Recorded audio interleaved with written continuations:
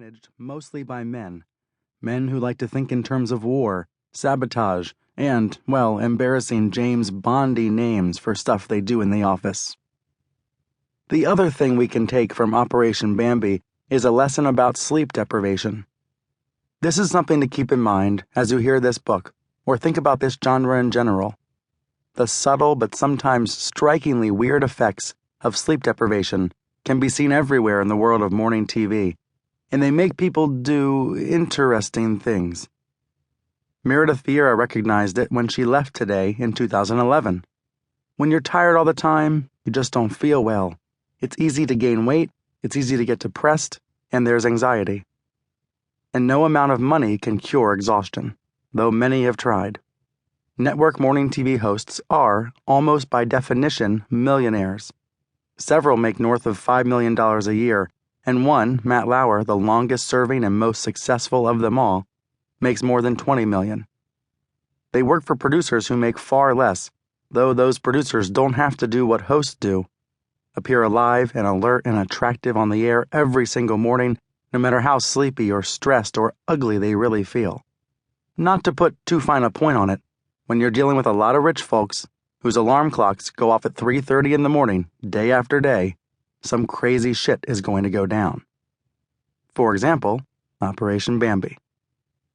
The tongue-in-cheek name came to Bell honestly enough, when a staffer asked whether removing this person would be like killing Bambi. The question highlighted something Bell already knew, that this would not be just another ouster.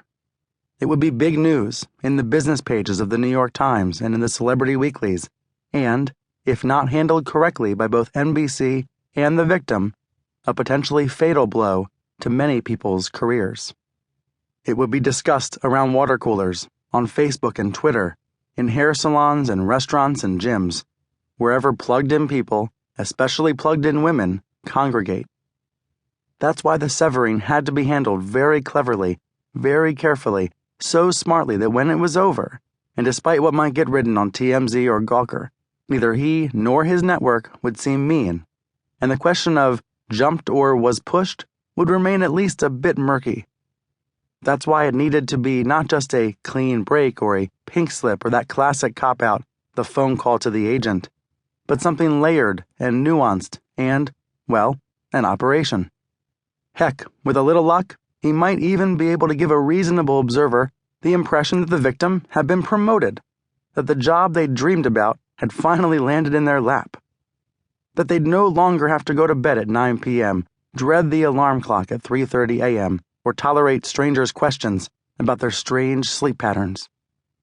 Elegant executions had been done before. When ABC nudged Good Morning America co-host Joan London out the door in the late 1990s, she came out and claimed it was her doing, saying in a statement, "I have asked the executives of ABC to give me a chance to do something I've never done: wake up my own children with a smile while they're still children." Here's what London now says really happened. "I called up and I said, look, you guys, let's just say I want to leave. I'd rather leave with dignity. I don't want to go to war with you guys. And it certainly behooves you guys not to make it look like you're replacing me with a 30-year-old lookalike of me." So we all agreed. And the part about waking up her children with a smile? Nowadays, she jokes, "I'm here to tell you that morning with children is highly overrated." But viewers bought her statement at the time. In this nearsighted business, that's what matters most.